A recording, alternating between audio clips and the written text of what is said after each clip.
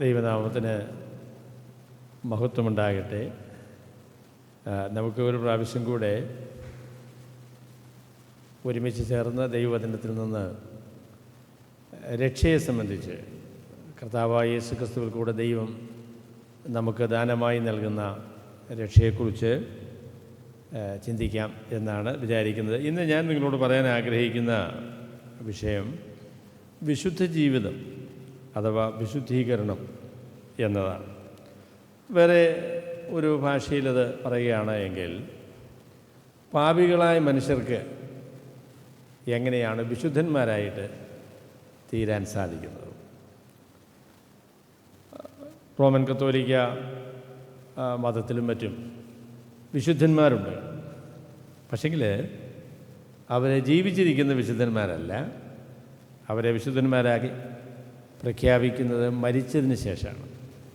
ജീവിച്ചിരിക്കുന്ന ആളുകളെ ആരെയും കത്തോലിക്ക മതം വിശുദ്ധന്മാരായിട്ട് പ്രഖ്യാപിക്കുകയില്ല.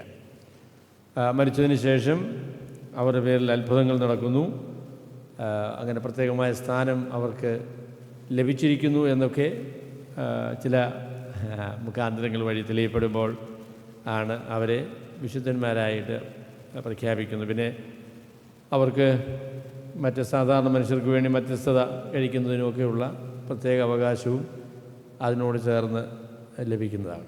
എന്നാൽ അങ്ങനെ ഒരു ആശയം ബൈബിളിലില്ല. അത് ബൈബിളിന് വിരുദ്ധമായ ഒരു ആശയമാണ്. ബൈബിളിൽ വിശുദ്ധന്മാർ എന്ന് പറയുന്നത് ജീവിച്ചിരിക്കുന്ന ആളുകളാണ്, മരിച്ച ആളുകളെ അല്ല. വിശുദ്ധന്മാരെന്ന് പറയുന്നത് ജീവിച്ചിരിക്കുന്ന ആളുകളെയാണ്. വിശുദ്ധന്മാരെന്നുള്ളതായിരിക്കുന്ന വാക്ക് കർത്താവായ യേശു ക്രിസ്തുവിൽ വിശ്വസിച്ച് എല്ലാവർക്കും വേണ്ടി ഉപയോഗിച്ചിരിക്കുന്നൊരു വാക്കാണ്.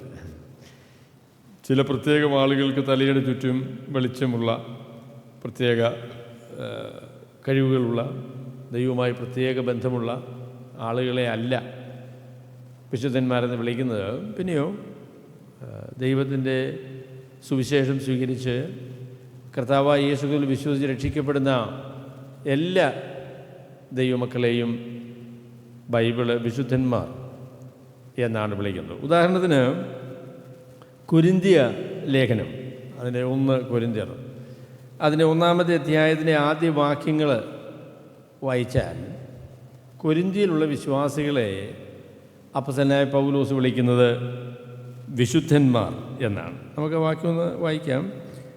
കൊരിന്ത്യർ 1-ാമത്തെ 1 കൊരിന്ത്യൻസ്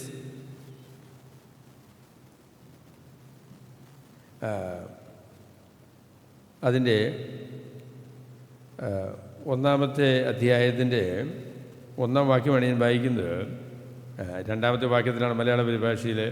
ക്രിസ്തുയേശുവിൽ വിശുദ്ധീകരിക്കപ്പെട്ടവരും അവിടെയും ഇവിടെയും എവിടെയും നമ്മുടെ കർത്താവായ യേശു ക്രിസ്തുവിൻ്റെ നാമത്തെ വിളിച്ചപേക്ഷിക്കുന്ന ഏവരോടും കൂടെ വിളിക്കപ്പെട്ട വിശുദ്ധന്മാരായവർക്ക് തന്നെ എഴുതുന്നത്. വിശുദ്ധന്മാരായവർക്ക് തന്നെ എഴുതുന്നത്. കൊരിന്ത്യയിലുള്ള വിശ്വാസികളെ, കൊരിന്ത്യയിലുള്ള ദൈവസഭയ്ക്കാണ് പൗലോസ് ഇത് എഴുതുന്നത്. അവിടെയുള്ള എല്ലാ വിശ്വാസികളെയും അപ്പോസ്തലനായ പൗലോസ് വിളിക്കുന്നത് വിശുദ്ധന്മാർ, സെയിൻസ് എന്ന നിലയിലാണ്. കൊരിന്ത്യ സഭയെക്കുറിച്ച് നമുക്കറിയാം. കൊരിന്ത്യ സഭ ഒരുപാട് പ്രശ്നങ്ങളുള്ള ഒരു സഭയായിരുന്നു. അവർ തമ്മിൽ വഴക്കും പ്രശ്നങ്ങളും ഒക്കെയുള്ള, സഹോദരന്മാർ തമ്മിൽ വഴക്കായിട്ട് കോടതി പോകുന്ന ഒരു സ്ഥിതിയൊക്കെ കൊരിന്ത്യയിലെ സഭയിലുണ്ടായിരുന്നു. എന്നാൽ അങ്ങനെ ഉള്ള മനുഷ്യരെ, വിശ്വാസികളെ അപ്പോസ്തലനായ പൗലോസ് വിശുദ്ധന്മാർ എന്നാണ് വിളിക്കുന്നത്. അപ്പം ഞാൻ ആ വിഷയത്തെക്കുറിച്ച് കൂടുതൽ പിന്നീട് ആ വാക്കിൻ്റെ അർത്ഥത്തെക്കുറിച്ച് പറയുമ്പോൾ ഞാൻ നിങ്ങളോട് പറയാം. വിശുദ്ധന്മാരാകുക, വിശുദ്ധ ജീവിതം നയിക്കുക എന്നത് ബൈബിളിലെ വളരെ പ്രധാനപ്പെട്ട ഒരു കാര്യമാണ്. ഇവിടെ വിശുദ്ധന്മാർ എന്ന് വിളിച്ചിരിക്കുന്ന ആളുകളെ നമുക്ക് ശ്രദ്ധിച്ചാൽ നമുക്കറിയാം, അവരുടെ വിശുദ്ധ ജീവിതത്തിൻ്റെ അടിസ്ഥാനത്തിലല്ല ദൈവം അവരെ വിശുദ്ധന്മാരെ എന്ന് വിളിക്കുന്നത്. പിന്നെയോ ദൈവം നൽകിയ ഒരു പ്രത്യേക സ്ഥാനത്തിൻ്റെ അടിസ്ഥാനത്തിലാണ് അവരെ വിശുദ്ധന്മാരെന്ന് വിളിക്കുന്നത്. ദൈവം കർത്താവായ യേശു ക്രിസ്തുവിൽ കൂടെ അവർക്ക് നൽകിയ ഒരു പ്രത്യേക പദവിയാണ് വിശുദ്ധന്മാർ എന്ന് പറയുന്ന കാര്യം. അപ്പം ഞാനതിനെക്കുറിച്ച് പിന്നീട് നിങ്ങളോട് കുറച്ചുകൂടെ വിശദമായിട്ട് നിങ്ങളോട് പറയാം. അവിടെ വിശുദ്ധീകരണം എന്ന വാക്ക്, വിശുദ്ധന്മാരാകുക, വിശുദ്ധന്മാരായിട്ട് ജീവിക്കുക എന്ന് പറയുന്ന ഈ ആശയം പുതിയ നിയമത്തിലെ ബൈബിളിലെ തന്നെ വളരെ പ്രധാനപ്പെട്ട ഒരു ആശയമാണ്. അപ്പോസ്തലനായ പൗലോസിൻ്റെ ലേഖനങ്ങൾ നമ്മൾ പരിശോധിച്ച് നോക്കിയാൽ ലേഖനങ്ങളുടെ ആദ്യ ഭാഗം നമ്മളെ എങ്ങനെയാണ് കർത്താവായ യേശു ക്രിസ്തുവിൽ കൂടെ ദൈവം രക്ഷിക്കുന്നത്, പാപത്തിൻ്റെ ശിക്ഷയിൽ നിന്ന് നമ്മളെ രക്ഷിക്കുന്നത് എങ്ങനെയാണ് എന്നതിനെക്കുറിച്ചാണ് അദ്ദേഹം പറയുന്നത്. അതിനുശേഷം രക്ഷിക്കപ്പെട്ട വിശ്വാസികൾ എങ്ങനെയാണ് അവരുടെ രക്ഷയ്ക്ക് അനുയോജ്യമായ രീതിയിൽ ജീവിക്കേണ്ടത് എന്നതിനെക്കുറിച്ചാണ് അദ്ദേഹം തുറന്ന് പറയുന്നത്. ഉദാഹരണത്തിന് പറയുകയാണെങ്കിൽ എഫേസ്യ ലേഖനം നമ്മൾ പരിശോധിക്കുമ്പോൾ ആദ്യത്തെ 3 അധ്യായങ്ങൾ, 1, 2, 3 അധ്യായങ്ങൾ നമ്മുടെ രക്ഷയെക്കുറിച്ചാണ് പറയുന്നത്. ദൈവം എങ്ങനെയാണ് കർത്താവായ യേശു ക്രിസ്തുവിൽ കൂടെ പാപത്തിൻ്റെ ശിക്ഷയിൽ നിന്ന് നമ്മളെ രക്ഷിച്ചത് എന്ന കാര്യത്തെക്കുറിച്ചാണ് പറയുന്നത്. 4, 5, 6 അധ്യായങ്ങളിൽ ഈ രക്ഷയ്ക്ക് അനുസൃതമായ രീതിയിൽ എങ്ങനെയാണ് വിശ്വാസികൾ ജീവിക്കേണ്ടത് എന്നതിനെക്കുറിച്ചാണ് അദ്ദേഹം പറയുന്നത്. അപ്പോൾ ആദ്യത്തെ അധ്യായങ്ങളെ ദൈവത്തിൻ്റെ വിളി എന്ന് പൗലോസ് വിളിക്കുന്നു. അതിനുശേഷമുള്ള അധ്യായങ്ങളെ വിളിക്ക് അനുസൃതമായ നടപ്പ് എന്നാണ് അദ്ദേഹം വിളിക്കുന്നത്. അപ്പോൾ രക്ഷയെക്കുറിച്ച് ദൈവത്തിൻ്റെ വചനത്തിൽ പറയുമ്പോൾ അത് ദൈവത്തിൻ്റെ ദാനമായി യേശുക്രിസ്തുവിന്റെ വിശ്വാസത്താൽ സൗജന്യമായിട്ട് ലഭിക്കുന്നതാണ്. എന്നാൽ സൗജന്യമായി രക്ഷിക്കപ്പെട്ട വിശ്വാസികൾ രക്ഷിക്കപ്പെട്ടതിൻ്റെ ഫലമായി, രക്ഷിക്കപ്പെട്ടത് നിമിത്തം കർത്താവിന് യോജിച്ച നിലയിൽ, സുവിശേഷത്തിന് യോജിച്ച നിലയിൽ ജീവിക്കാനായിട്ട് കടപ്പെട്ട ആളുകളാണ് എന്ന കാര്യം ബൈബിൾ നമുക്ക് വളരെ വ്യക്തമായിട്ട് പറഞ്ഞിട്ടുള്ള കാര്യമാണ്. അപ്പോൾ വിശുദ്ധ ജീവിതത്തെക്കുറിച്ച്, വിശുദ്ധീകരണത്തെക്കുറിച്ച് പറയുമ്പോൾ വിശുദ്ധീകരണം എല്ലായ്പ്പോഴും നീതീകരണത്തിന് പിന്നാലെയാണ്. വിശുദ്ധീകരണം എന്ന് പറയുന്നത് നീതീകരണത്തിന് പിന്നാലെയാണ്.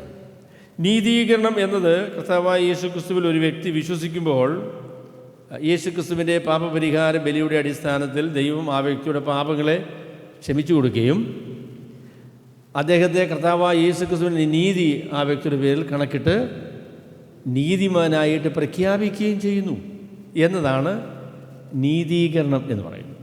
എന്നാൽ വിശുദ്ധീകരണം എന്ന ആശയം നീതീകരിക്കപ്പെട്ടതായ വിശ്വാസികൾ അവരെ നീതീകരിച്ചതിനനുസൃതമായ രീതിയിൽ രൂപപ്പെട്ട് ജീവിക്കുന്നതിനെക്കുറിച്ചാണ് വിശുദ്ധീകരണം എന്ന് പറയുന്നത്.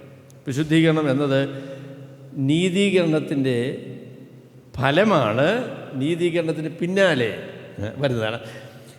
നീതീകരണവും വിശുദ്ധീകരണവും 2 പ്രത്യേക കാര്യങ്ങളാണ്.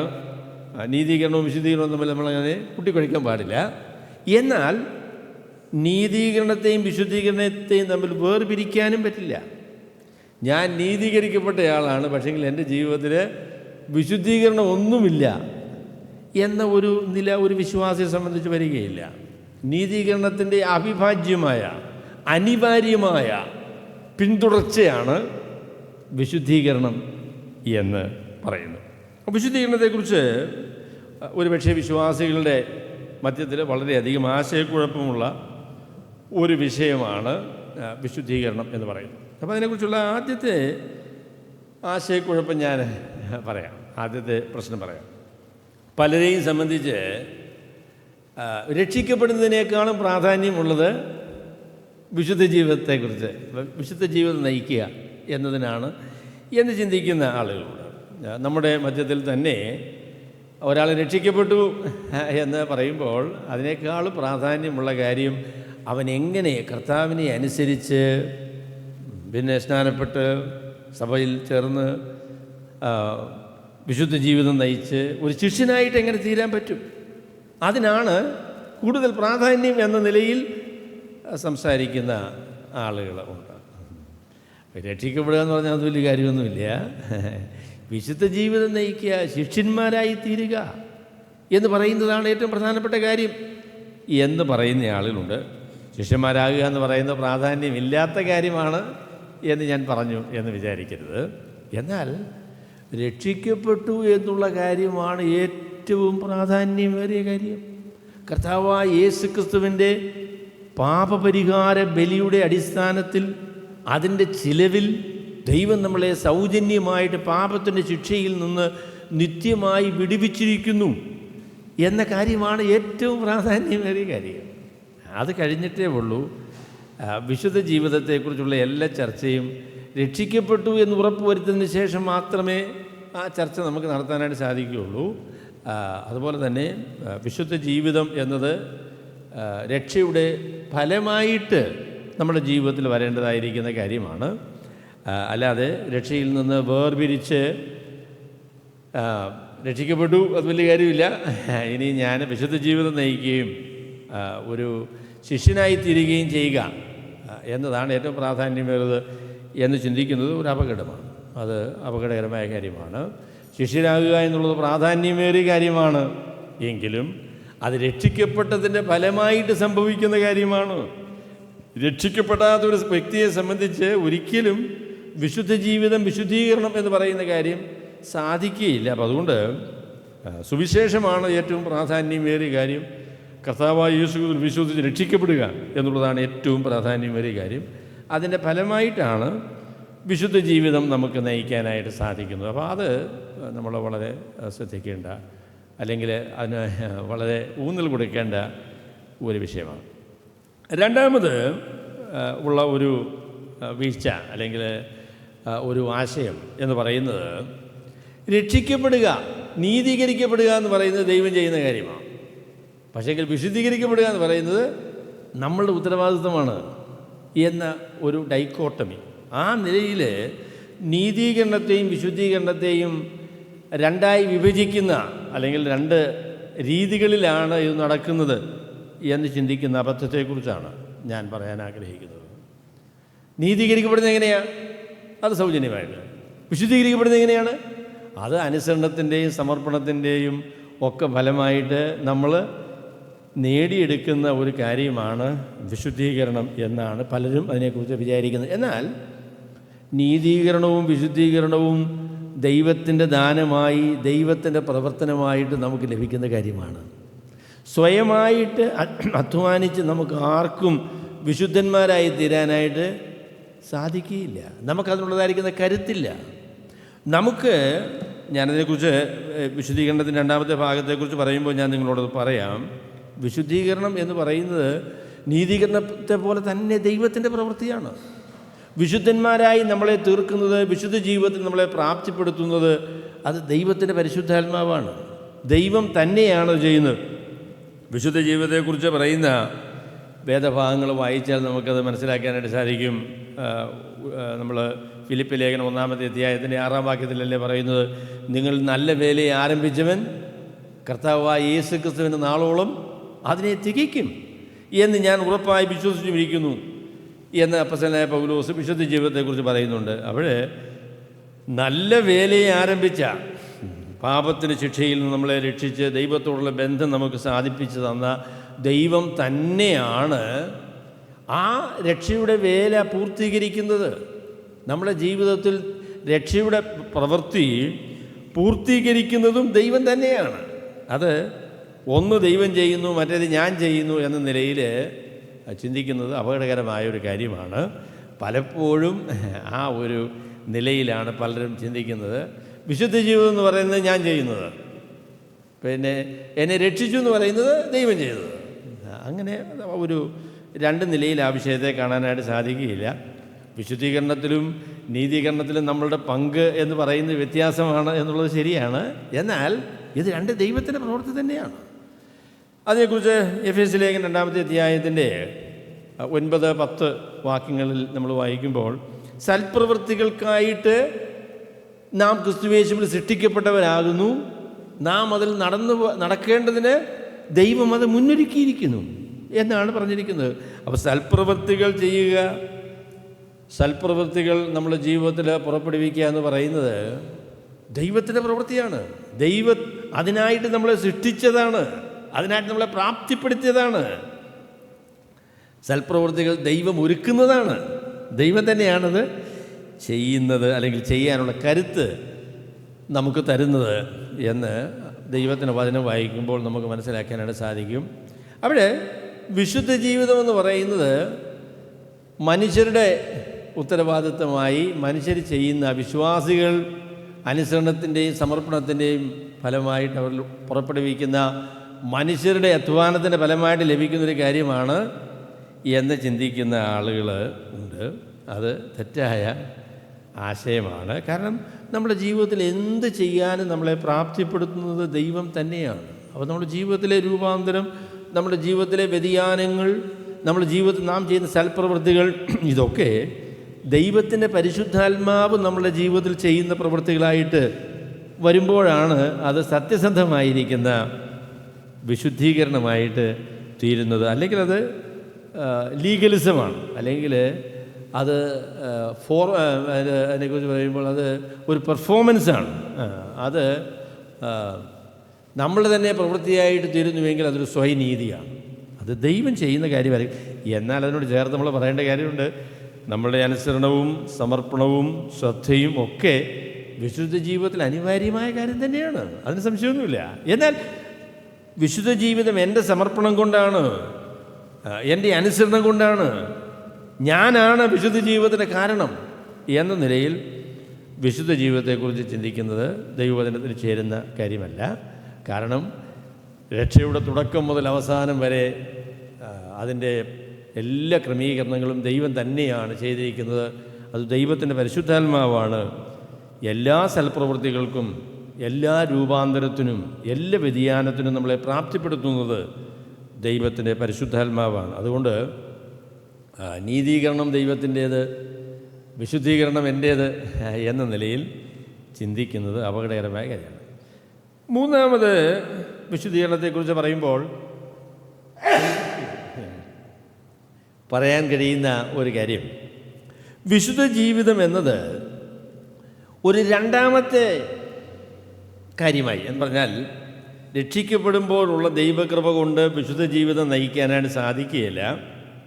വിശുദ്ധ ജീവിതം നയിക്കണമെങ്കിൽ അതിന് പ്രത്യേകമായിരിക്കുന്നൊരു കൃപ ഉണ്ടാകണം എന്ന് ചിന്തിക്കുന്ന ആളുകളുണ്ട്. പെന്തക്കോസ്ത് ആശയത്തിൽ അത് അങ്ങനെ ഒരു ആശയമുണ്ട്. നമുക്ക് യഥാർത്ഥമായ വിശുദ്ധ ജീവിതം നയിക്കണമെങ്കിൽ രക്ഷിക്കപ്പെട്ടപ്പോൾ ലഭിച്ച ദൈവകൃപ മതിയാവുകയില്ല. ദൈവം നമ്മളെ ജീവിതത്തിൽ രണ്ടാമത് ദൈവകൃപയുടെ ഒരു പ്രവർത്തനം ചെയ്തെങ്കിലേ നമുക്ക് യഥാർത്ഥമായിട്ട് വിശുദ്ധ ജീവിതം നയിക്കാനായിട്ട് സാധിക്കുകയുള്ളൂ. അതിനെ സെക്കൻഡ് വർക്ക് ഓഫ് ഗ്രേസ് എന്നാണ് അവർ വിളിക്കുന്നത്. അപ്പോൾ വിശുദ്ധ ജീവിതം നിങ്ങൾ നയിക്കണമോ എങ്കിൽ നിങ്ങൾ ദൈവസന്നിധിയിൽ രക്ഷിക്കപ്പെട്ടതുപോലെ അങ്ങനെ ഇരുന്നാൽ പോരാ. നിങ്ങൾ പ്രത്യേകമായിട്ട് വിശുദ്ധ ജീവിതത്തിന് വേണ്ടി ഒരു ക്രൈസിസ്, ഒരു പ്രത്യേകമായിരിക്കുന്ന ഒരു അനുഭവം, ഒരു പ്രത്യേക സംഭവം നിങ്ങളുടെ ജീവിതത്തിൽ ഉണ്ടാകണം. അപ്പോഴാണ് വിശുദ്ധ ജീവിതം ശരിയായ രീതിയിൽ ആരംഭിക്കുന്നത് എന്നുള്ള ഒരാശയം പെന്തക്കോസ്തുകാരല്ല അതാദ്യമേ പറഞ്ഞത്. അത് പറഞ്ഞത് ജോൺ വെസ്ലി എന്നയാളാണ്. അദ്ദേഹം ഭക്തനായ ആളാകട്ടോ, അത് ഞാൻ അവിടെ അദ്ദേഹം അതിനെക്കുറിച്ച് പറഞ്ഞത്, എല്ലായ്പ്പോഴും വിശുദ്ധീകരണം എന്നത് ദൈവത്തിൻ്റെ കൃപയുടെ രണ്ടാമത്തെ പ്രവർത്തനമാണ്. അതുപോലെ തന്നെ വിശുദ്ധീകരണത്തിൻ്റെ ആ പ്രവർത്തനത്തിൻ്റെ ഫലമായി പാപരഹിതനായിട്ട് ജീവിക്കാനായിട്ട് നമുക്ക് സാധിക്കും എന്നും അദ്ദേഹം അതിനെക്കുറിച്ച് പറഞ്ഞു. Sinless perfection. അപ്പോൾ അതുകൊണ്ട് പല പെന്തക്കോസ്ത് സഹോദരങ്ങളും സ്വർഗത്തിൽ പോകാനുള്ള അവരുടെ ധൈര്യമെന്ന് പറയുന്നത് വിശുദ്ധ ജീവിതത്തിലൂടെ അവർക്ക് ലഭിച്ച ആ അനുഗ്രഹങ്ങളാണ് അവർ സ്വർഗത്തിൽ പോകും എന്നുള്ള അവരുടെ പ്രതീക്ഷയ്ക്ക് കാരണമായിരിക്കുന്നത്. അതാണ് എൻ്റെ ജീവിതത്തിൽ ഇങ്ങനെയൊക്കെയുള്ള സംഭവങ്ങൾ, വിശുദ്ധ ജീവിതത്തിൻ്റെ ഒരുപാട് കാര്യങ്ങളൊക്കെ സംഭവിച്ചു. അതുകൊണ്ട് ഞാനതിൻ്റെ ഫലമായിട്ട് ദൈവരാജ്യത്തിലേക്ക് പോകാൻ സാധിക്കും. അങ്ങനെ ഒരു പ്രതീക്ഷയെങ്കിലും നിലനിർത്തുന്നത് വിശുദ്ധ ജീവിതത്തിൻ്റെ അടിസ്ഥാനത്തിലാണ്, അല്ലാതെ രക്ഷിക്കപ്പെട്ടതിൻ്റെ അടിസ്ഥാനത്തിലല്ല. ഞാൻ ചില പെന്തക്കോസ്ത് സ്നേഹിതന്മാർ ആ നിലയിൽ സംസാരിക്കുന്നത് ഞാൻ കേട്ടിട്ടുണ്ട്. എന്നാൽ അത് ബൈബിളിന് വിരുദ്ധമായ ആശയമാണ്. രക്ഷയിൽ ലഭിച്ച ദൈവകൃപ തന്നെയാണ് രക്ഷ പൂർത്തീകരിക്കുന്നത് വരെയുള്ള എല്ലാ പ്രവർത്തനത്തിനും കാരണമായിരിക്കുന്നത്. അതിനിയും അഡീഷണലായിട്ട് വേറെ ഒരു കൃപയുടെ ആവശ്യമില്ല. കർത്താവായ യേശുക്രിസ്തുവിൽ കൂടെ ദൈവം നമ്മളോട് കാണിച്ച രക്ഷയിൽ ദൈവം വെളിപ്പെടുത്തിയ ആ ദൈവകൃപ തന്നെയാണ് നമ്മളുടെ രക്ഷാ പൂർത്തീകരണത്തിന് കാരണമായ രീതിയിൽ നമ്മിൽ നിലനിൽക്കുന്ന കൃപ. അത് തന്നെയാണ്. അതിൽ കവിഞ്ഞ വേറെ ഒരു കൃപ, വേറെ ഒരു പ്രത്യേക പ്രവർത്തനം വിശ്വാസികളുടെ ജീവിതത്തിൽ ആവശ്യമില്ല. എന്നാൽ കൃപയിൽ വളരുക, കൃപ അനുഭവിക്കുക, അത് നമ്മുടെ ജീവിതത്തിൽ നിരന്തരമായി നിലനിർത്തുക എന്നൊക്കെ പറയുന്ന ഉത്തരവാദിത്തങ്ങൾ നമുക്കുണ്ട് എന്നുള്ളത് ശരിയാണ്. എന്നാൽ വിശുദ്ധ ജീവിതം എന്നുള്ളത് യഥാർത്ഥത്തിൽ കൃപയുടെ രണ്ടാമത്തെ പ്രവൃത്തിയാണ്. രക്ഷിക്കപ്പെട്ടതുകൊണ്ടൊന്നും വിശുദ്ധ ജീവിതം നയിക്കാൻ പറ്റുകയില്ല. നിങ്ങൾ പ്രത്യേകമായ ചില അനുഭവങ്ങളിലൂടെ, പെന്തക്കോസ്തുകാരാണെങ്കിൽ അന്യഭാഷ അടയാളത്തോടുകൂടെ നിങ്ങൾ പരിശുദ്ധാത്മ സ്നാനം പ്രാപിക്കുമ്പോഴാണ് വിശുദ്ധ ജീവിതം നിങ്ങളുടെ ജീവിതം യഥാർത്ഥമായി ആരംഭിക്കുന്നത് എന്ന് അവർ പറയും. എന്നാൽ ബൈബിളിൽ അതിന് യാതൊരു വിധമായ പിൻബലവും ആ പ്രസ്താവനയ്ക്കില്ല. അത് ബൈബിളിന് വിരുദ്ധമായിരിക്കുന്ന ഒരു പ്രസ്താവനയാണ്. ശരി, എന്താണ് വിശുദ്ധീകരണം എന്നുള്ളതായിരിക്കുന്ന വിഷയത്തിലേക്ക് അടുത്തതായിട്ട് ഞാൻ വരാം. എന്താണ് വിശുദ്ധീകരണം? വിശുദ്ധി എന്ന ആ വാക്ക് ബൈബിളിൽ വളരെ പ്രസിദ്ധമായിരിക്കുന്ന ഒരു വാക്കാണ്. കാരണം അത് ദൈവത്തോട് ബന്ധപ്പെടുത്തി പറഞ്ഞിരിക്കുന്ന വാക്കാണ്. ദൈവത്തെക്കുറിച്ച് പറയുമ്പോൾ ഒരുപക്ഷെ ഉപയോഗിച്ചിരിക്കുന്ന ഏറ്റവും പ്രാധാന്യമേറിയ പദം ദൈവം വിശുദ്ധനാണ് എന്ന് പറയുന്ന കാര്യമാണ്. യെശയ്യാ പ്രവചനം അതിൻ്റെ 6-ാമത്തെ അധ്യായത്തിൽ ഹിസ്കിയാ രാജാവ് മരിച്ച ആണ്ടിൽ യെശയ്യാവ് ദൈവത്തെ കാണുമ്പോൾ ഉയർന്നും പൊങ്ങിയുമുള്ള സിംഹാസനം ഇരിക്കുന്ന ദൈവത്തെ യെശയ്യാവ് കാണുന്നു. അപ്പോൾ ദൈവത്തെക്കുറിച്ച് ദൂതന്മാർ, സാറാപ്പുകൾ പറയുന്ന ഏറ്റവും പ്രധാനപ്പെട്ട കാര്യം എന്താ? സൈന്യങ്ങൾ ദൈവമായ യഹോവ പരിശുദ്ധൻ, പരിശുദ്ധൻ, പരിശുദ്ധൻ. വിശുദ്ധൻ, പരിശുദ്ധൻ എന്നൊക്കെ പറയുന്ന ഒരേ വാക്ക് തന്നെയാണ് കേട്ടോ, ഒരേ വാക്ക് തന്നെയാണ്.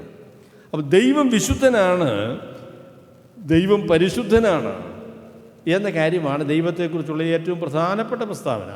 അതാണ്. അപ്പോൾ വിശുദ്ധി എന്ന് പറഞ്ഞാൽ എന്താണ്? വിശുദ്ധി എന്ന് പറഞ്ഞാൽ എന്താണ്? വിശുദ്ധിയെക്കുറിച്ച് നമ്മൾ പഴയ നിയമം, പുതിയ നിയമം ഒക്കെ വായിച്ചു വരുമ്പോൾ വിശുദ്ധിയുടെ ഏറ്റവും പ്രധാനപ്പെട്ട പ്രത്യേകതയെന്ന് പറയുന്നത് വേർപാട് അല്ലെങ്കിൽ വ്യതിരിക്തത, വ്യത്യാസം എന്ന് പറയുന്ന കാര്യമാണ്. ദൈവം വിശുദ്ധനാണെന്ന് പറഞ്ഞാൽ എന്താ? ദൈവം വിശുദ്ധനാണ് എന്ന് പറഞ്ഞാൽ ദൈവം എല്ലാറ്റിൽ നിന്നും വേർപെട്ടവനാണ്, എല്ലാറ്റിൽ നിന്നും വ്യത്യസ്തനാണ്. ദൈവത്തെ ഒന്നിനോട് നമുക്ക് തുലനപ്പെടുത്താനായിട്ട് സാധിക്കുകയില്ല. ദൈവത്തെ നമുക്ക് ഒരു നിലയിലും മറ്റൊന്നിനോട് താരതമ്യപ്പെടുത്താനായിട്ട് സാധിക്കുകയില്ല. ദൈവം എല്ലാത്തിൽ നിന്നും വേർപെട്ടവനാണ്, എല്ലാത്തിൽ നിന്നും വ്യത്യസ്തനാണ്. അതുകൊണ്ടാണ് വിഗ്രഹാരാധനയെ ദൈവത്തിൻ്റെ വചനം വളരെ ശക്തമായി അപലപിക്കുന്നത്. കാരണം ദൈവത്തെ ചില വസ്തുക്കളോടും ചില സാമ്യങ്ങളോടുമൊക്കെ അതിനോട് ചേർത്ത് വിശദീകരിക്കാനായിട്ട് ശ്രമിക്കുമ്പോഴാണല്ലോ വിഗ്രഹം ഉണ്ടാക്കുന്നത്. അത് വലിയ ദൈവനിന്ദയാണ്. കാരണം ദൈവത്തിൻ്റെ അടിസ്ഥാന സ്വഭാവത്തിന് വിരുദ്ധമായ ഒരു നിലപാടാണ് വിഗ്രഹങ്ങളെ ഉണ്ടാക്കുക എന്ന് പറയുന്ന കാര്യം. ദൈവത്തെ ഒന്നിനോടും നമുക്ക് തുലനപ്പെടുത്താനായിട്ട് സാധിക്കുകയില്ല. ദൈവം എല്ലാത്തിൽ നിന്നും വ്യത്യസ്തനാണ്, വേർപെട്ടവനാണ്, വ്യതിരിക്തനാണ് എന്നതാണ് ദൈവത്തിൻ്റെ വിശുദ്ധിയെക്കുറിച്ച് പറയുമ്പോൾ നമ്മൾ കാണുന്നത്. അവിടെ വേർപാട് എന്നതായിരിക്കുന്ന ആശയമാണ് വിശുദ്ധിയെ സംബന്ധിച്ച് പറയുമ്പോൾ ഏറ്റവും പ്രധാനപ്പെട്ട ആശയം. അതാണ്. ദൈവം വിശുദ്ധനാണെന്ന് പറഞ്ഞാൽ ദൈവം എല്ലാത്തിൽ നിന്നും വ്യത്യസ്തനാണെന്നർത്ഥം. നമ്മൾ വിശുദ്ധനാണെന്ന് പറഞ്ഞാൽ നമ്മൾ വേർപെട്ടവരാണ്, വ്യതിരിക്തരാണ്, വേർതിരിക്കപ്പെട്ടവരാണ്, മാറ്റിവെക്കപ്പെട്ടവരാണ് എന്നതാണ് ആ വാക്കിൻ്റെ ഏറ്റവും പ്രാധാന്യമേറിയ കാര്യം. ദേവാലയത്തോട് ബന്ധപ്പെട്ട എല്ലാ കാര്യങ്ങളും വിശുദ്ധമാകട്ടോ. ദേവാലയത്തോട് ബന്ധപ്പെട്ടതായിരിക്കുന്ന എല്ലാ കാര്യങ്ങളും വിശുദ്ധമാണ്. അതിന് കാരണം എന്താണെന്ന് ചോദിച്ചാൽ ദേവാലയത്തിലുള്ള എല്ലാ ഉപകരണങ്ങളും ദേവാലയത്തിൽ മാത്രം ഉപയോഗിക്കാനായിട്ട് വേർതിരിക്കപ്പെട്ട ഉപകരണങ്ങളാണ്. അത് മറ്റൊരു നിലയിലും ഉപയോഗിക്കാനായിട്ട് സാധിക്കില്ല. അവിടെയുള്ള കലവും ചട്ടിയും അതുപോലെ തന്നെ തവിയും ഒന്നും കുറച്ച് നാൾ നമുക്ക് വീട്ടിൽ ഉപയോഗിക്കാം, പിന്നെ അവിടുന്ന് പിന്നെ ദേവാലയത്തിൽ കൊണ്ട് ഉപയോഗിക്കാം. അങ്ങനെ വരില്ല. ദേവാലയ ഉപയോഗത്തിനായിട്ടുള്ള എല്ലാ വസ്തുക്കളും ദേവാലയത്തിൽ മാത്രം ഉപയോഗിക്കുവാൻ, മറ്റൊരിടത്തും അത് ഉപയോഗിക്കുവാൻ പാടില്ലാത്ത വേർതിരിക്കപ്പെട്ട കാര്യങ്ങളാണ്. അപ്പോൾ അതുകൊണ്ട് ദേവാലയത്തിലെ ചട്ടിയും കലവും വിളക്കും തവിയും ഒക്കെ വിശുദ്ധമാണ്. അത് വേർതിരിക്കപ്പെട്ട കാര്യങ്ങളാണ് എന്നതാണ് അതിൻ്റെ കാരണം. അല്ലാതെ തവിക്ക് പ്രത്യേകമായിരിക്കുന്ന വിശുദ്ധിയുണ്ട്, അതിനകത്ത് ധാർമ്മികമായിരിക്കുന്ന വിശുദ്ധിയുണ്ട് എന്നല്ലതിൻ്റെ അർത്ഥം. അത് പ്രത്യേക ഉപയോഗത്തിനായിട്ട് വേർതിരിക്കപ്പെട്ടതാണ് എന്നാണ് അതിൻ്റെ അർത്ഥം. അപ്പോൾ വിശുദ്ധൻ എന്ന് പറയുമ്പോൾ ഉള്ള ഏറ്റവും പ്രധാനപ്പെട്ട ആശയം അതാണ്.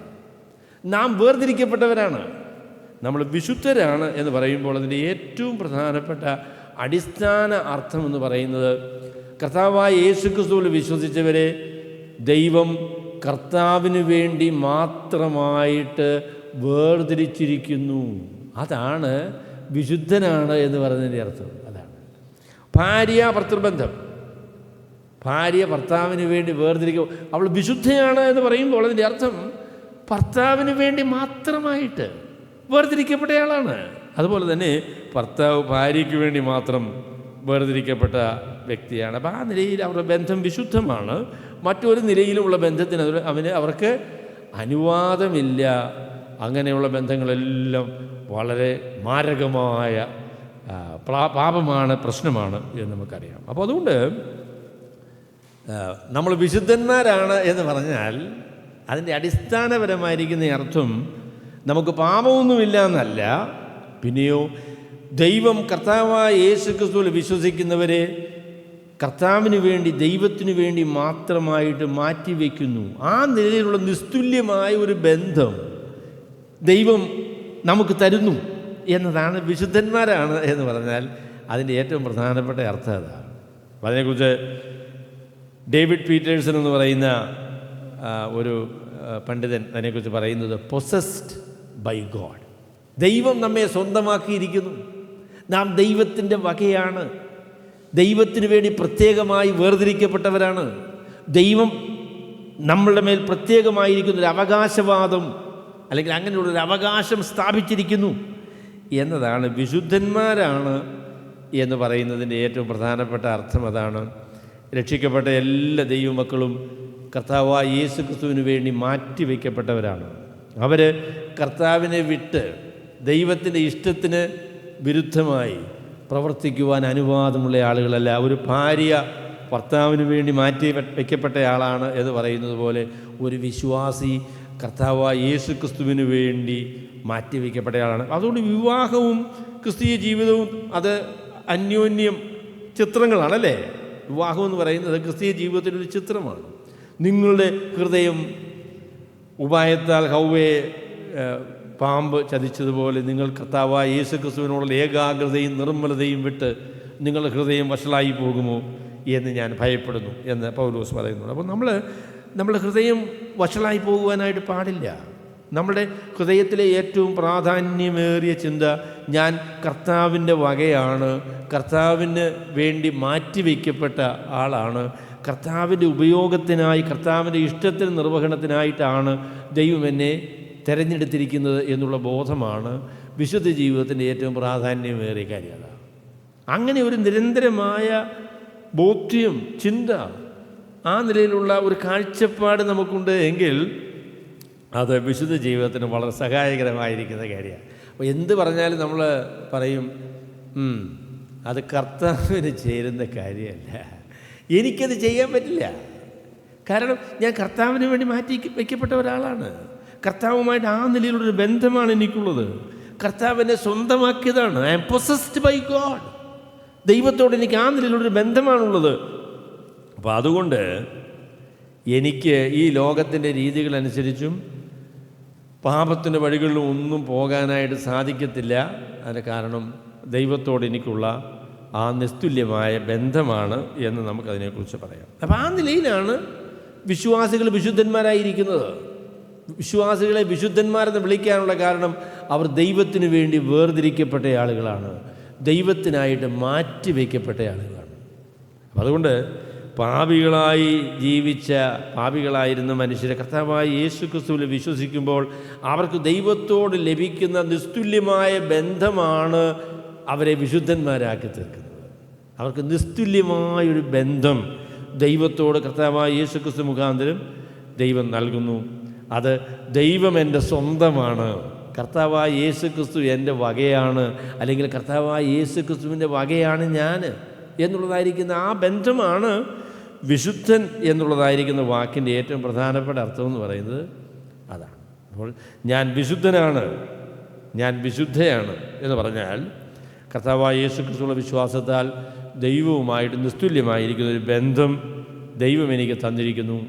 ഞാൻ ഇനി എൻ്റേതല്ല, കർത്താവിൻ്റെ വകയാണ് എന്നുള്ള ആ സ്ഥാനമാണ്, ആ ബന്ധമാണ് വിശുദ്ധൻ എന്നുള്ളതായിരിക്കുന്ന വാക്കിലെ ഏറ്റവും പ്രധാനപ്പെട്ടതായിരിക്കുന്ന ഈ ആശയമല്ല. അപ്പോൾ ഈ ആശയത്തെ നമ്മൾ വിളിക്കുന്നത് പൊസിഷണൽ സാങ്ക്ടിഫിക്കേഷൻ എന്നാണ് വിളിക്കുന്നത്. സ്ഥാനപരമായ വിശുദ്ധി, സ്ഥാനപരമായ വിശുദ്ധി. ഇങ്ങനെ വിശുദ്ധന്മാരായി തീർന്ന ആളുകളുടെ എല്ലാ പ്രവൃത്തികളും പാപരഹിതമാണ് എന്നൊന്നും അതിനർത്ഥമില്ല കേട്ടോ. അങ്ങനെയുള്ളതായിരിക്കുന്ന അർത്ഥം അതിനില്ല. എന്നാൽ അവർ പാപരഹിതരായിരിക്കാൻ പ്രതീക്ഷിക്കപ്പെടുന്നു എന്നുള്ള കാര്യം ശരിയാണ്. അപ്പം ഈ സാങ്ക്ടിഫൈഡ്, നാം കർത്താവായ യേശുക്രിസ്തുവിൽ വിശുദ്ധീകരിക്കപ്പെട്ടിരിക്കുന്നു, നമ്മളെ ദൈവം വിശുദ്ധന്മാരായിട്ട് സ്വീകരിച്ചിരിക്കുന്നു, നാം വിശുദ്ധന്മാരാണ് എന്ന് പറയുമ്പോൾ അത് നമുക്ക് ദൈവം നൽകിയ ബന്ധമാണ്, അത് ദൈവം നമുക്ക് നൽകിയതായ സ്ഥാനം ആണ്. അപ്പോൾ ആ നിലയിലാണ് വിശുദ്ധിയെക്കുറിച്ച് നമുക്ക് പറയാൻ സാധിക്കുന്നത്. അവിടെ വിശുദ്ധ ജീവിതത്തിലെ ഏറ്റവും പ്രധാനപ്പെട്ട കാര്യം അതാണ്. It is a positional relationship that God has established through Jesus Christ. കർത്താവായ യേശു ക്രിസ്തുവിൽ കൂടെ ദൈവം സ്ഥാപിച്ചതായിരിക്കുന്ന നിസ്തുല്യമായിരിക്കുന്ന ബന്ധമാണ് വിശുദ്ധൻ എന്ന് വിളിക്കുവാൻ വിശുദ്ധ ജീവിതത്തിന് അടിസ്ഥാനമായിട്ട് ദൈവം നമുക്ക് നൽകിയ കാര്യം അതാണ്. എന്നാൽ വിശുദ്ധ ജീവിതത്തിലെ രണ്ടാമത്തെ ഇതിൻ്റെ അടിസ്ഥാനം എന്ന് പറയുന്നത് ഇതാണ് കേട്ടോ. ഈ അടിസ്ഥാന സത്യം നമ്മൾ ഒരിക്കലും മറന്നു കളയാനായിട്ട് പാടില്ല. കാരണം വിശുദ്ധ ജീവിതത്തിൻ്റെ അടിസ്ഥാനം ഈ നിസ്തുല്യമായിരിക്കുന്ന ബന്ധമാണ്. വിശുദ്ധ ജീവിതത്തിൻ്റെ രണ്ടാമത്തെ ഭാഗമെന്ന് പറയുന്നത് വർദ്ധിതമാനമായ വിശുദ്ധീകരണം എന്ന് പറയും, അല്ലെങ്കിൽ പ്രോഗ്രസീവ് സാങ്ക്ടിഫിക്കേഷൻ എന്ന് പറയും. അല്ലെങ്കിൽ നീതീകരിക്കപ്പെട്ടപ്പോൾ വിശുദ്ധന്മാരായിട്ട് ദൈവം നമ്മളെ പരിഗണിച്ചപ്പോൾ ദൈവം നിസ്തുല്യമായിരിക്കുന്ന ഒരു സ്ഥാനമാണ് നമുക്ക് നൽകിയത് എന്നത് ശരിയായിരിക്കുമ്പോൾ തന്നെ നമ്മളുടെ ജീവിതത്തെ ദൈവം പറഞ്ഞതുപോലെ ആ നിലയിലേക്ക് ദൈവം ധാർമ്മികമായിട്ട് ഉയർത്തിയിട്ടില്ല. അല്ലെങ്കിൽ ധാർമ്മികമായ നിലയിൽ ഞാൻ വിശുദ്ധനാണ്, എനിക്ക് പാപരഹിതനാണ് എന്ന നിലയിലേക്ക് ഉയർത്തിയിട്ടല്ല നമ്മളെ നീതിമാന്മാരെ വിശുദ്ധന്മാരെന്ന് ദൈവം വിളിക്കുന്നത്. ദൈവം അത് നമ്മുടെ സ്ഥാനമായിട്ട് ദൈവത്തോടുള്ള ബന്ധത്തിൻ്റെ അടിസ്ഥാനത്തിൽ നമുക്കുള്ള ആ പ്രത്യേക പദവിയായിട്ടാണ് വിശുദ്ധൻ അല്ലെങ്കിൽ നീതിമാൻ എന്ന സ്ഥാനം ദൈവം നമുക്ക് നൽകിയിരിക്കുന്നത്. എന്നാൽ ദൈവം നൽകിയ ഈ സ്ഥാനം നമ്മുടെ പ്രായോഗിക ജീവിതത്തിൽ അതൊരു അനുഭവമായി തീരണം എന്ന് ദൈവം ആഗ്രഹിക്കണം. ദൈവം നമ്മളെക്കുറിച്ച് പറഞ്ഞ വിശുദ്ധനാണ്, നീതിമാനാണ്, കർത്താവായ യേശു ക്രിസ്തുവിനെ പോലെ തന്നെയുള്ള ഒരു വ്യക്തിയാണ് എന്ന് നീതീകരണത്തിൽ ദൈവം എന്നെക്കുറിച്ച് പറഞ്ഞപ്പോൾ അത് ആ നിലയിലേക്ക് വളരുവാൻ എൻ്റെ അനുഭവം, എൻ്റെ സ്വഭാവം, എൻ്റെ ജീവിതം കർത്താവായ യേശു ക്രിസ്തുവിനെ പോലെ ആയിത്തീരുവാൻ ദൈവം നമ്മളെക്കുറിച്ച് പ്രതീക്ഷിക്കുന്നുണ്ട്. ഞാൻ കഴിഞ്ഞ ദിവസം ചില സഹോദരങ്ങളോട് സംസാരിച്ചപ്പോഴും ഞാൻ പറയായിരുന്നു, വിശ്വാസികളോട് ചോദിക്കുകയാണെങ്കിൽ ദൈവത്തിനും അറിയാവുന്ന ആളുകൾ പറയും, വിശ്വാസികളെക്കുറിച്ചുള്ള ദൈവത്തിൻ്റെ ലക്ഷ്യം എന്താ? വിശ്വാസികളെക്കുറിച്ചുള്ള ദൈവത്തിൻ്റെ ഉദ്ദേശം എന്താ? അവരെ യേശു ക്രിസ്തുവിനെ പോലെ ആക്കി തീർക്കുക എന്ന് പറയുന്നതാണ് അവരെക്കുറിച്ചുള്ള ഉദ്ദേശം. യേശു ക്രിസ്തുവിനെ പോലെ ആയിത്തീരണമെന്നുള്ള ആഗ്രഹമുണ്ടോ? ശരിക്കുണ്ടോ? ഉണ്ടോ? ഞാൻ കഴിഞ്ഞ ദിവസമൊക്കെ ചിന്തിക്കുമായിരുന്നു, ശരിക്കും എനിക്ക് യേശു ക്രിസ്തുവിനെ പോലെ ആയിത്തീരണം. പാട്ടൊക്കെ പാടും കേട്ടോ, യേശുവിനെ പോലെ ആകണം, യേശുവിനെ പോലെ ആകണം എന്നൊക്കെ പറയും കേട്ടോ. എന്നാൽ വിശ്വാസികൾക്ക് ദൈവം അവരെക്കുറിച്ച് ഉദ്ദേശിക്കുന്ന നിലയിൽ അവർ യേശു ക്രിസ്തുവിൻ്റെ സ്വഭാവമുള്ളവരായി തീരണമെന്ന് യഥാർത്ഥമായ ആഗ്രഹമുള്ള വിശ്വാസികൾ വളരെ കുറവാണ്. ഞാൻ നിങ്ങളോട് ചോദിക്കുക, സത്യസന്ധമായിട്ട് ഒരാഗ്രഹം നിങ്ങൾക്കുണ്ടോ? അങ്ങനെയുണ്ടോ? ഞാൻ എന്നോട് തന്നെ ഇതിൽ ചോദിച്ചപ്പോൾ എനിക്ക് ഒരു നടുക്കം വന്നു കിട്ടുമോ? ശരിക്കും ഉണ്ടോ? ശരിക്കും വേണം. ദൈവമക്കൾക്ക് അങ്ങനെയുള്ള തീവ്രമായ ഒരു നിർബന്ധം, തീവ്രമായ ആഗ്രഹം, അതിനുള്ള ഒരു ഒടുങ്ങാത്ത ആവേശം ദൈവമക്കൾക്ക് അനിവാര്യമാണ്. എൻ്റെ പൊന്ന സഹോദരങ്ങളെ, നമ്മൾ യേശുക്രിസ്തുവിനെ പോലെ ആകണം എന്ന് ആത്മാർത്ഥമായി ആഗ്രഹിക്കുകയും പ്രാർത്ഥിക്കുകയും ദൈവത്തിൻ്റെ പരിശുദ്ധാത്മാവിന് നമ്മളെ തന്നെ വിധേയപ്പെടുത്തുകയും ചെയ്തിരുന്നുവെങ്കിൽ എത്രയധികം വ്യതിയാനം, രൂപാന്തരം, സൗന്ദര്യം നമ്മളുടെ ജീവിതത്തിന് ഉണ്ടാകുമായിരുന്നു. നമ്മളെപ്പോലെ തന്നെയാണ്, അല്ലാതെ കർത്താവിനെ പോലെ അല്ല. We are more like us and less like little like Christ. കർത്താവായ യേശു ക്രിസ്തുവിൻ്റെ സ്വഭാവം നമ്മളിൽ സത്യസന്ധമായിട്ടുണ്ടോ? ഉണ്ടെന്നൊക്കെ ചിലപ്പോൾ അവകാശപ്പെടും, ചിലപ്പോൾ സാക്ഷ്യമൊക്കെ പറയുമ്പോഴൊക്കെ പറയുമായിരിക്കും, എനിക്കറിയില്ല. സത്യസന്ധമായി നമ്മുടെ ജീവിതങ്ങളെ നമ്മൾ പരിശോധിച്ച് നോക്കിയാൽ കർത്താവിൻ്റെ സ്വഭാവം എൻ്റെ ജീവിതത്തിലുണ്ട്. അത് വളർന്നുകൊണ്ടിരിക്കുകയാണ്. എൻ്റെ ഹൃദയത്തിലെ ആഗ്രഹങ്ങൾ, താല്പര്യങ്ങൾ, എൻ്റെ സ്വഭാവം, എൻ്റെ പ്രതികരണം, എൻ്റെ സംസാരം, ഇതൊക്കെ കർത്താവിൻ്റെ സ്വഭാവവുമായിട്ട് ചേർന്ന് വരണം. ആ നിലയിൽ ഞാൻ വ്യത്യാസപ്പെടണം എന്നുള്ള ആഗ്രഹം വിശ്വാസികൾക്ക് അനിവാര്യമായ കാര്യമാണ്. അങ്ങനെ സത്യസന്ധമായി ആഗ്രഹിക്കാൻ ഞാൻ നിങ്ങളെ പ്രബോധിപ്പിക്കുന്നു, വെല്ലുവിളിക്കുന്നു. ഞാൻ നിങ്ങളെ കാല് പിടിച്ചപേക്ഷിക്കുകയാണ് ചെയ്യുന്നത്. വിശ്വാസികളായി തീർന്ന ആളുകൾ എന്തുകൊണ്ട് കർത്താവിനെ പോലെ ആകുവാൻ ആഗ്രഹിക്കുന്നില്ല? അത് സങ്കടകരമായ ഒരു കാര്യമാണ്. ഡോക്ടർ രാധാകൃഷ്ണൻ, ഇന്ത്യയുടെ പ്രസിഡൻ്റായിരുന്ന ആളാണല്ലോ, അദ്ദേഹം ക്രിസ്ത്യാനികളെ കളിയാക്കിക്കൊണ്ട് പറഞ്ഞു കേട്ടോ. അത് പറഞ്ഞു, ക്രിസ്ത്യാനികളെന്ന് പറയുന്നത് അസാധാരണമായ അവകാശവാദങ്ങളുള്ള സാധാരണ മനുഷ്യരാണ് എന്ന് പറഞ്ഞു. They are ordinary people with extra ordinary claims. അസാധാരണമായ അവകാശവാദങ്ങൾ പുറപ്പെടുവിക്കുന്ന സാധാരണ മനുഷ്യരാണ് അവരെന്ന് പറഞ്ഞു. ഒരർത്ഥത്തിൽ അങ്ങനെ അത് ശരിയാകട്ടോ. നമ്മുടെ അവകാശവാദങ്ങൾ, അസാധാരണമായ അവകാശവാദങ്ങൾ യേശു ക്രിസ്തുവിൽ കൂടെ പുറപ്പെടുവിക്കാനായിട്ടുള്ള അനുവാദം നമുക്കുണ്ട് എന്നുള്ളത് ശരിയാണ്.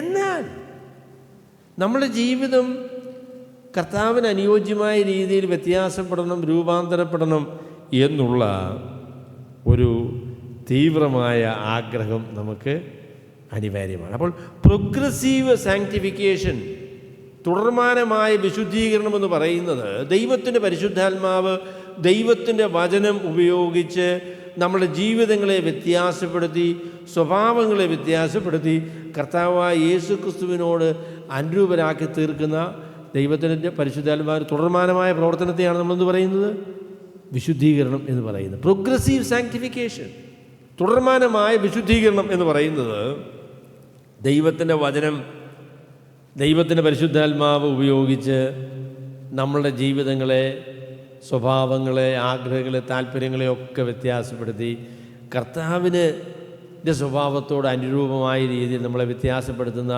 തുടർമാനമായ ദൈവത്തിൻ്റെ പരിശുദ്ധാത്മാവിൻ്റെ പ്രവർത്തനത്തെയാണ് നമ്മൾ വിശുദ്ധീകരണം അല്ലെങ്കിൽ പ്രോഗ്രസീവ്, തുടർമാനമായ വിശുദ്ധീകരണം എന്ന് പറയുന്നു. അതിനെക്കുറിച്ച് ഒരു കാര്യം കൂടെ ഞാൻ പറയാം. അത് തുടർമാനമായ വിശുദ്ധീകരണം, നീതീകരണം സംഭവിച്ചു എന്നുള്ളതിൻ്റെ അനിവാര്യമായ തെളിവാണ്.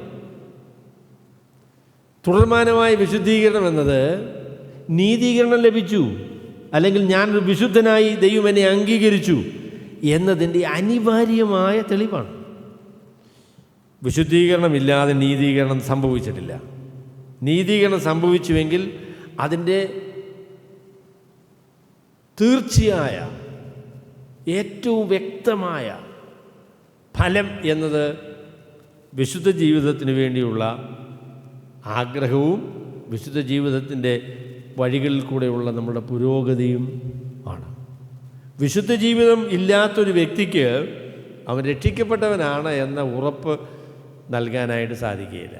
ഞാൻ രക്ഷിക്കപ്പെട്ടതാണ്, ശരി, ജീവിതത്തിലൊരു വ്യത്യാസവുമില്ല, ജീവിതത്തിൽ കർത്താവിനെ അനുസരിച്ച് ജീവിക്കാൻ ആഗ്രഹവുമില്ല, ദൈവത്തിൻ്റെ വചനത്തോട് ബഹുമാനമില്ല, പാപത്തെക്കുറിച്ചുള്ള വെറുപ്പില്ല, അങ്ങനെയുള്ളൊരു വ്യക്തി എന്തൊക്കെ അവകാശവാദങ്ങൾ പുറപ്പെടുവിച്ചാലും ആ വ്യക്തി രക്ഷിക്കപ്പെട്ടയാളല്ല. രക്ഷിക്കപ്പെട്ടതിൻ്റെ അനിവാര്യമായ അനന്തരഫലം എന്നത് വിശുദ്ധ ജീവിതത്തിലേക്ക് അവൻ പുരോഗമിക്കുന്നു എന്ന കാര്യമാണ്. അപ്പോൾ ഇതിനെ സംബന്ധിച്ച് അപ്പോസ്തലനായ പൗലോസ് 2 കൊരിന്ത്യർ 7-ാമത്തെ അധ്യായത്തിൻ്റെ 1-ാം വാക്യത്തിൽ പറയുന്നുണ്ട്, ഇങ്ങനെയുള്ള വാഗ്ദത്തങ്ങൾ നമുക്ക് ഉള്ളതുകൊണ്ട് ആത്മാവിലെയും ജഡത്തിലെയും സകല കൺമിഷവും നീക്കി ദൈവഭയത്തിൽ വിശുദ്ധിയെ തികച്ചുകൊള്ളുക. 7-ാമത്തെ അധ്യായത്തിൽ 1-ാമത്തെ വാക്യത്തിൽ അങ്ങനെയാണ് പറയുന്നത്. കർത്താവ് നമ്മളെ തൻ്റെ മക്കളായിട്ട് സ്വീകരിച്ചിരിക്കുന്നു. അക്കാര്യത്തെക്കുറിച്ചാണ് 6-ാമത്തെ അധ്യായത്തിൽ അപ്പോസ്തലനായ പൗലോസ് പറയുന്നത്.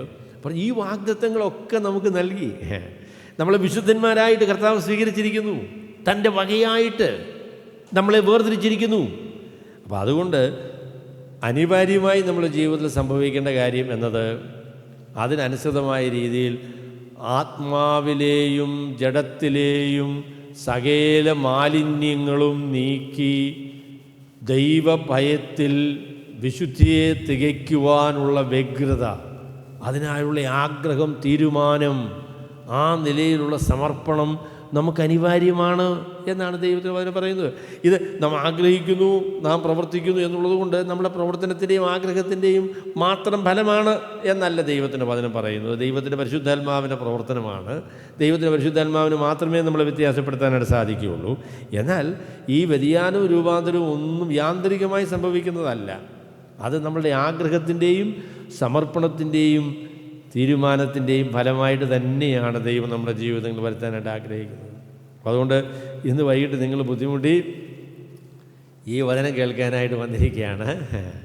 അപ്പോൾ അതിൻ്റെ പ്രയോജനം എന്താണെന്ന് ചോദിച്ചാൽ, നിങ്ങളുടെ ഹൃദയത്തിൽ നിങ്ങൾ അങ്ങനെ ഒരു തീരുമാനം ദൈവത്തിൻ്റെ പരിശുദ്ധാത്മാവിൽ ആശ്രയിച്ച് നിങ്ങൾ എടുക്കണം. കർത്താവേ, എൻ്റെ ജീവിതം വ്യത്യാസപ്പെടണം, എൻ്റെ സ്വഭാവത്തിലുള്ള ദൂഷ്യങ്ങൾ മാറണം, എൻ്റെ ജീവിതം വ്യത്യാസപ്പെടണം, എൻ്റെ ജീവിതത്തിൽ കർത്താവിന് ചില സ്വഭാവങ്ങൾ പ്രകടമായി വരണം എന്നുള്ള ആ ഒരു വലിയ താല്പര്യവും ആഗ്രഹവും നമുക്ക് അനിവാര്യമാണ്. അതിനെക്കുറിച്ച് ഒരു പ്രസ്താവന കൂടെ ഞാൻ പറയാം. അത് അടുത്ത വിശുദ്ധീകരണത്തിൻ്റെ അടുത്ത ആ ഭാഗവുമായിട്ട് ബന്ധപ്പെട്ട ഒരു പ്രസ്താവന തന്നെയാണ്. വിശുദ്ധീകരണം എന്ന് പറയുന്ന കാര്യം നമ്മളുടെ ഈ ഐഹിക ജീവിതകാലത്ത് ഒരിക്കലും പൂർത്തീകരിക്കപ്പെടുന്നില്ല. വിശുദ്ധീകരണം എന്ന് പറയുന്ന കാര്യം നമ്മളുടെ ഈ ലോക ജീവിതത്തിൽ വെച്ച് പൂർത്തീകരിക്കപ്പെടുന്നില്ല.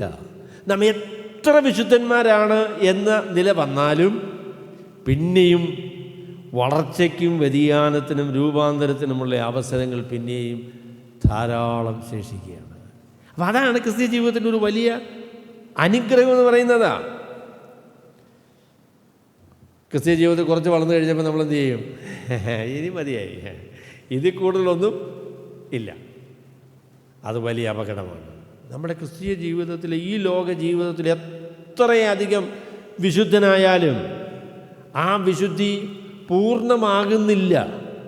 അത് ഹിമാലയ പർവ്വതം പോലെ ഉന്നതമായ ഒരു നിലവാരമാണ് വിശുദ്ധിക്ക് ഉള്ളത്. അത് കർത്താവായ യേശു ക്രിസ്തുവിൻ്റെ സ്വഭാവമാണ്. യേശു ക്രിസ്തുവാണ് നമ്മുടെ നിലവാരമെന്ന് പറയുന്നത്.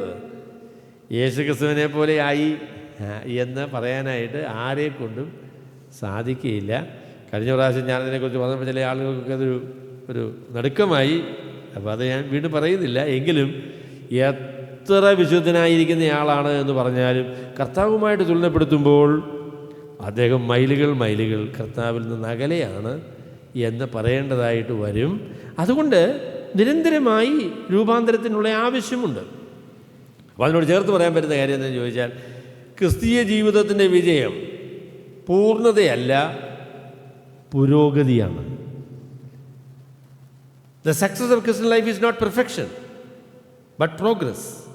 പുരോഗതിയാണ് ക്രിസ്തീയ ജീവിതത്തിൻ്റെ വിജയം, അല്ലാതെ പൂർണ്ണത അല്ല. അപ്പോൾ നിങ്ങൾ ക്രിസ്തീയ ജീവിതം നിങ്ങളുടെ വിജയകരമാണോ എന്നുള്ളത് ഞാൻ പറയാം.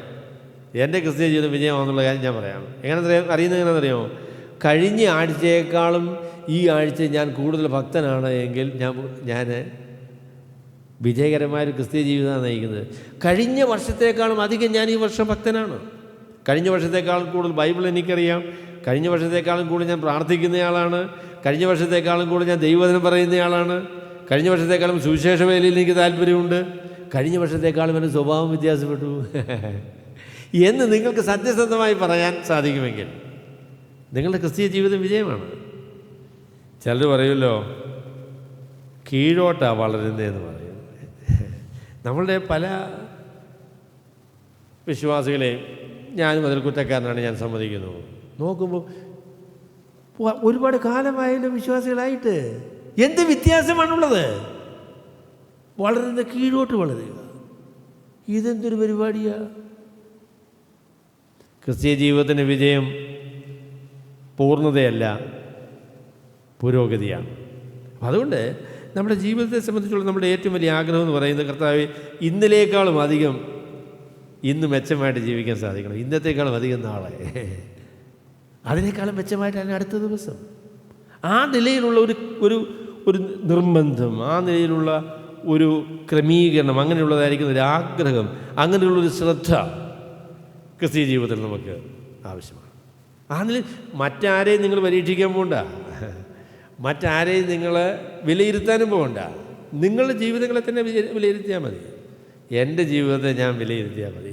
എൻ്റെ ചിന്തയുടെ ലോകം, എൻ്റെ ആഗ്രഹങ്ങളുടെ ലോകം, എൻ്റെ താല്പര്യങ്ങളുടെ ലോകം, മറ്റുള്ളവരോടുള്ള ബന്ധത്തിൽ ഉള്ള എൻ്റെ ആ വികാരങ്ങൾ, ഇതൊക്കെ എങ്ങനെ ഇരിക്കുന്നു?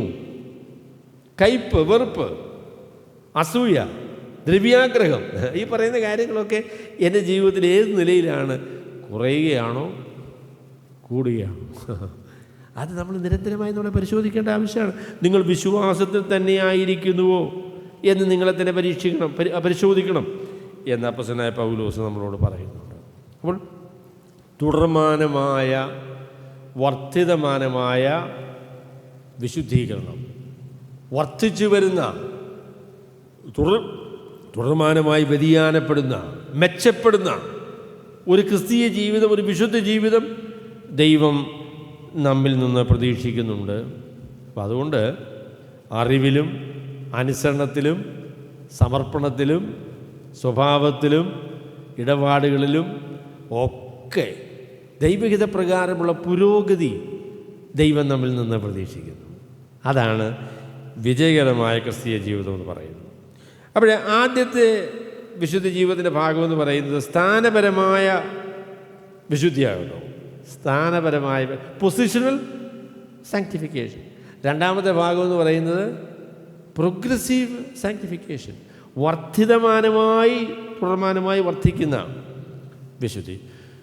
മൂന്നാമത്തെ ഭാഗമെന്ന് പറയുന്നത് അൾട്ടിമേറ്റ് സാങ്ക്ടിഫിക്കേഷൻ, അല്ലെങ്കിൽ പൂർത്തീകരിക്കപ്പെടുന്ന വിശുദ്ധി എന്ന് പറയുന്ന കാര്യമാണ്.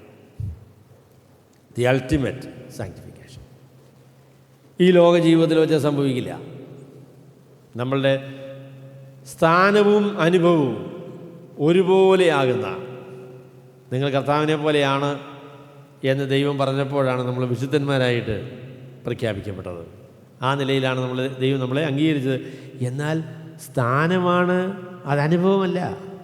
ദൈവത്തിൻ്റെ പരിശുദ്ധാത്മാവ് ആ സ്ഥാനത്തോട് ചേർന്ന നിലയിൽ നമ്മുടെ അനുഭവത്തെ വ്യതിയാനപ്പെടുത്തി പുരോഗതിയിൽ നിന്ന് പുരോഗതിയിലേക്ക് വരുവാൻ ദൈവം നമ്മളെ നിർബന്ധിക്കുന്നു, സഹായിക്കുന്നു. ദൈവത്തിൻ്റെ പരിശുദ്ധാത്മാവ് നമ്മളെ പ്രാപ്തിപ്പെടുത്തുന്നു എന്നുള്ളതാണ് വിശുദ്ധ ജീവിതത്തിലെ പുരോഗതി എന്ന് പറയുന്നതാണ്. എന്നാൽ ഒരു ദിവസം നാം കർത്താവിനെ പോലെ ആകും. അതിനെക്കുറിച്ച് യോഹന്നാൻ അപ്പസ്തലൻ യോഹന്നാൻ്റെ ലേഖനം 3-ാമത്തെ അധ്യായത്തിൽ പറയുന്ന പോലെ, നാം അവനെ താൻ ഇരിക്കും പോലെ തന്നെ കാണുന്നതാകൊണ്ട് അവനോട് സദൃശന്മാരാകും എന്ന് നാം അറിയുന്നു. സ്വർഗത്തിൽ ചെല്ലുമ്പോൾ നമുക്ക് കർത്താവായ യേശു ക്രിസ്തുവിനെ പോലെയുള്ള വിശുദ്ധി അതുകൊണ്ട് മാത്രമേ അങ്ങോട്ട് ചെല്ലാൻ പറ്റുള്ളൂ. അത് അത്ഭുതകരമായ രീതിയിൽ ദൈവത്തിൻ്റെ പരിശുദ്ധാത്മാവ് നാം മരിക്കുമ്പോൾ ആ നിലയിലുള്ളൊരു രൂപാന്തരം നമുക്ക് വരുത്തിയാണ് ദൈവം നമ്മളെ കർത്താവിൻ്റെ സന്നിധിയിലേക്ക് കൊണ്ടുപോകുന്നത്. പാപരഹിതരായി ദൈവം ആഗ്രഹിക്കുന്നത് പോലെയുള്ള നിലയിൽ ആണ് നാം സ്വർഗത്തിലേക്ക് പോകുന്നത്.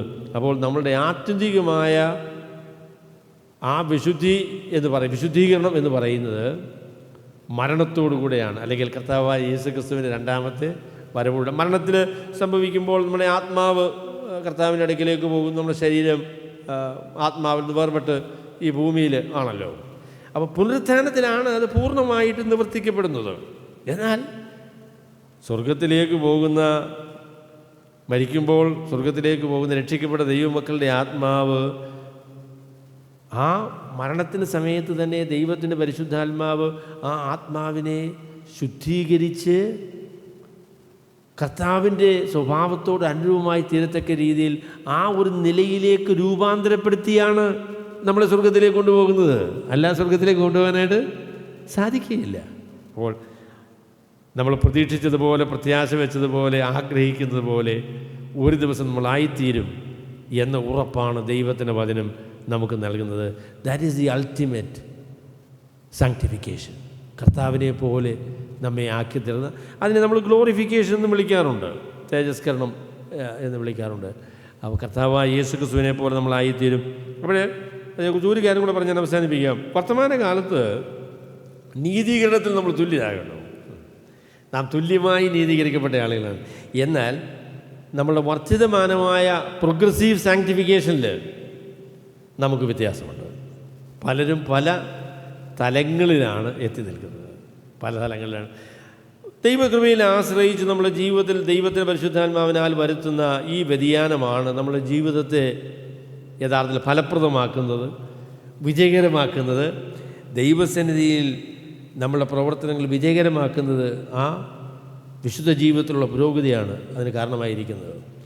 നമ്മുടെ ജീവിതത്തിൽ ദൈവസന്നിധിയിൽ അവസാന നാളിൽ നമ്മൾ നിൽക്കുമ്പോൾ നമുക്ക് ദൈവത്തിൻ്റെ പ്രശംസയും പ്രതിഫലവും നമുക്ക് ലഭിക്കാനുള്ള അതിനുള്ള ഒരു കാരണവും അതിനുള്ള മുഖാന്തരവും ഈ വർത്തമാനകാല ജീവിതത്തിൽ, ഈ വിശുദ്ധ ജീവിതത്തിൽ നമുക്ക് ദൈവത്തിൻ്റെ പരിശുദ്ധാത്മാവിൽ ആശ്രയിച്ച് വരുത്തുവാൻ കഴിയുന്ന പുരോഗതിയാണ്. അതാണ് നമ്മുടെ ജീവിതത്തിൽ ദൈവത്തിൻ്റെ പ്രസാദത്തിനും അതുപോലെ തന്നെ ദൈവത്തിൻ്റെ പ്രതിഫലത്തിനും കാരണമായി തീരുന്നത്. വർത്തമാനകാലത്ത് ദൈവത്തിൽ ആശ്രയിച്ച് നമുക്ക് നമ്മുടെ ജീവിതത്തിൽ വരുത്താൻ കഴിയുന്ന വ്യതിയാനവും രൂപാന്തരവും, ദൈവവേലയിൽ നമുക്ക് ദൈവഹിത പ്രകാരം പങ്കുചേരുവാൻ കഴിയുന്ന ആ നിലയുമാണ് നമുക്ക് ദൈവസന്നിധിയിൽ ആ നിലയിലുള്ള ഒരു നില നമുക്ക് തരുന്നത് എന്ന് പറയാനായിട്ട് സാധിക്കും. അപ്പോൾ രക്ഷിക്കപ്പെട്ട നിമിഷത്തിൽ തന്നെ നമ്മളെ വിശുദ്ധന്മാരായിട്ട് ദൈവം പ്രഖ്യാപിച്ചിരിക്കുന്നു. കർത്താവിന് വേണ്ടി നമ്മളെ മാറ്റി വച്ചിരിക്കുകയാണ്. കർത്താവിൻ്റെ വകയാണ് എന്ന് കർത്താവ് നമ്മളോട് പറയുന്നു. You belong to me, God has possessed me, Christ has possessed me. അങ്ങനെയുള്ള ദൈവമക്കൾ അവരുടെ ജീവിതത്തിലെ ഓരോ നിമിഷങ്ങളിലും ദൈവത്തിൻ്റെ പരിശുദ്ധാത്മാവിനാൽ നിയന്ത്രിക്കപ്പെട്ട് ദൈവത്തിൻ്റെ വചനത്താൽ രൂപാന്തരം പ്രാപിച്ച് വിശുദ്ധിയിൽ നിന്ന് വിശുദ്ധിയിലേക്ക് പുരോഗമിക്കുന്നു എന്ന കാര്യമാണ് ദൈവത്തിൻ്റെ വചനം പറയുന്നത്. അതിനെയാണ് നമ്മൾ പ്രോഗ്രസീവ് സാങ്ക്ടിഫിക്കേഷൻ എന്ന് പറയുന്നത്. എത്ര പുരോഗമിച്ചാലും ദൈവം ആഗ്രഹിക്കുന്ന നിലയിൽ നാം എത്തിച്ചേരുന്നില്ല. അത് ദൈവത്തിൻ്റെ അത്ഭുതകരമായ പ്രവർത്തനത്താൽ വിശ്വാസികളുടെ മരണത്തിൽ അവരുടെ പുനരുത്ഥാനത്തിൽ ദൈവം ചെയ്യുന്ന അത്ഭുതകരമായ പ്രവർത്തനമാണ് അവരെ കർത്താവിനോട് അനുരൂപമായി രൂപാന്തരപ്പെടുത്തുക എന്ന് പറയുന്ന ആ പ്രവൃത്തി. അത് ആത്യന്തികമായി ദൈവം നമുക്ക് ഉറപ്പ് നൽകിയിരിക്കുകയാണ്. രക്ഷിക്കപ്പെട്ട എല്ലാവർക്കും ആ ഉറപ്പ് കർത്താവ് നൽകുന്നുണ്ട്.